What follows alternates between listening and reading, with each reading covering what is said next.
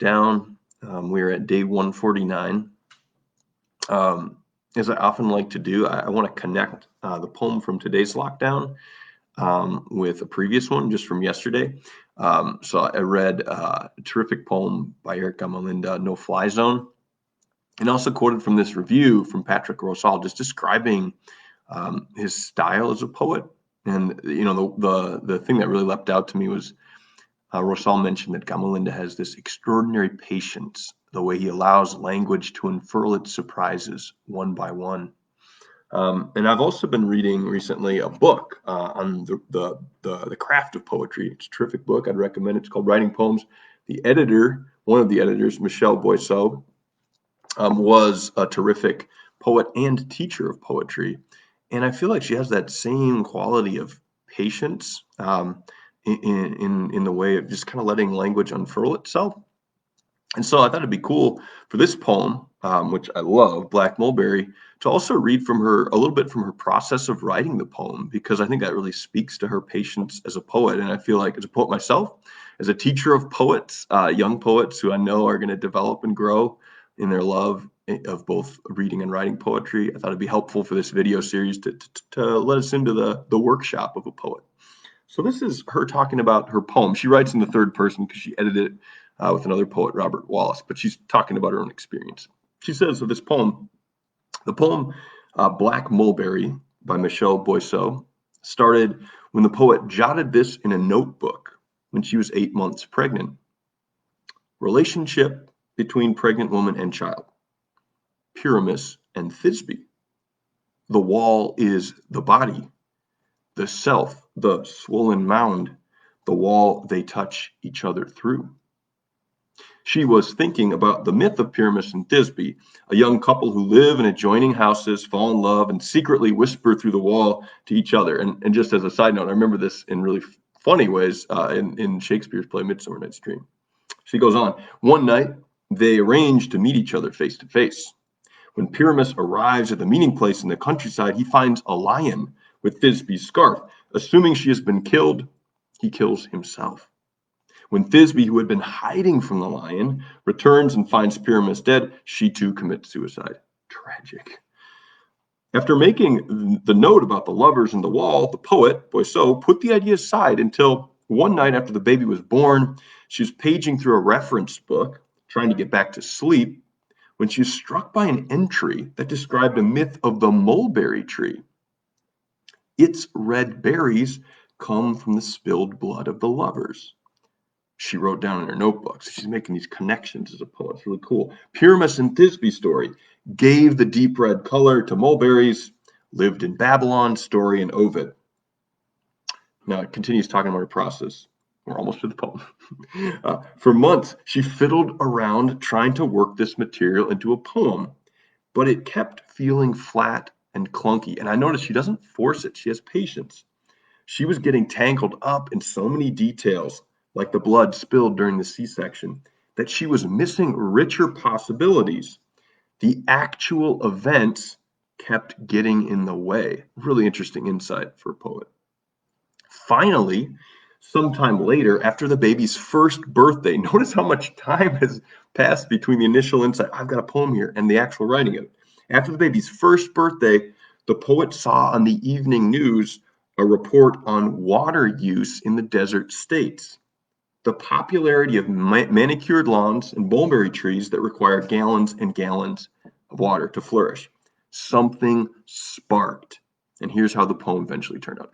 I just love the generosity of that letting us into the process of the poets writing the poem, which, if I'm understanding this right, took at least a year, maybe 2 years, between first thought and then finished poem. So with that intro that I hope gave you some insight into this poet's process, let me read the poem itself, and then I'll tell you a little bit about why I love it. Black Mulberry by Michelle Boisseau. Spindly sucker of the soil, lifting a whole pond into its crown. The mulberry stains the fence's whitewash luscious and pelts us with fine purple tones, notes not yet bundled into music. I hold my daughter on my hip and nod a branch down to us. A pluck, and it arcs away, more notes bouncing off our heads. Berry in my fingers, over her lips, just to watch her squint and pucker. I like to believe experience can come this way, hand to mouth, and a minute explosion follows on the tongue like a word. This is leaf, and this, and this, and this transparency, stuff you can touch but hardly grasp, is water. On the windows, muttering into the bathtub, far down in the yellow plastic cup. Cinnamon, cloves, tarragon, pepper. I lift from the shelf for her to sniff. What is it? What do you want from me? All those months we answered each other like those two who loved, separated by a wall, with her on that side knocking and me knocking back on this and the wall itself. I'd ease myself behind the steering wheel, slide in a cassette and drive hours through the hills with Puccini pouring over us. O dolci baci e languidi carezze. Just to feel her tumbling inside me like hunger, feel her brute music inside the music, humming back to me through the blood. Pyramus, Thisbe, and the Mulberry. The old story of blood and natural sympathy. The white berries went dark in an instant, for the dead lovers had soaked the earth through. As if the recompense for sorrow echoed in the trees, a narcissus beside a puddle, a bracelet of stars. Fall and winter shriveled by a mother's loss. It's the way I fool myself. Even when we were close as rain and root, and I could feel her head pressing against the sky, it wasn't me she answered, so much as a farther rumbling, some necessity already out of my hands. I love this poem. I know I've said that a lot about so many poems, but it's true.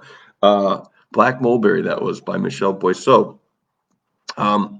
So one of the things that I think I love about poetry that's hard for me to love in life is that good poems hold things in tension. They don't easily resolve opposites. In life, I don't like that. I want things fixed right now. I want certainty.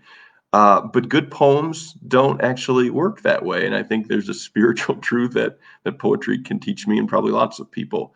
So I've been thinking about this. There's a famous saying by John Keats, a really great romantic poet from the 19th century, died very young.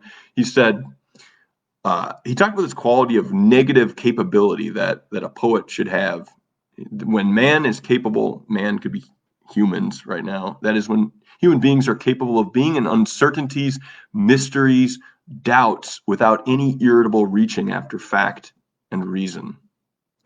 So when I think about that idea of negative capability of holding opposites at the same time, this is a poem which holds so much different energies, right? We've got the deaths, the tragic deaths of Pyramus and Thisbe, at the same time that the poet is reflecting on the birth of her daughter. And those things are held together. And at the same time, right, there's this truth that the poet shares near the end of the poem that really surprises me, and I'm sure surprised her when she wrote it. This sense of loss in giving birth, right? That line that really struck me was towards the end of the poem. She lists these things: the recompense for sorrow echoed in the trees, Narcissus beside a puddle, bracelet of stars, and then fall and winter shriveled by a mother's loss. And that just really struck me, thinking about birth as a loss. But then, you know, when you get to the end of the poem, it seems like she's saying, it wasn't me that my daughter was answering when she was there in my womb. It was some necessity out of my hands. And I think there's some deep truth, which I don't even know if I can express about parenthood, the holding and then the letting go, which is beautiful and also feels like it contains some kind of necessary contradiction. So that is my 2 cents on this lovely poem, but please examine it for yourself. It joins, I will also note before I close, it joins a number of really excellent poems that I've had the honor of reading on relationships between parents and their children. So if you check it out, you can go back on Facebook or YouTube. There's a whole bunch of them. It's just rich territory, and I invite you to explore. Hope you guys have a great day, and thanks for tuning in.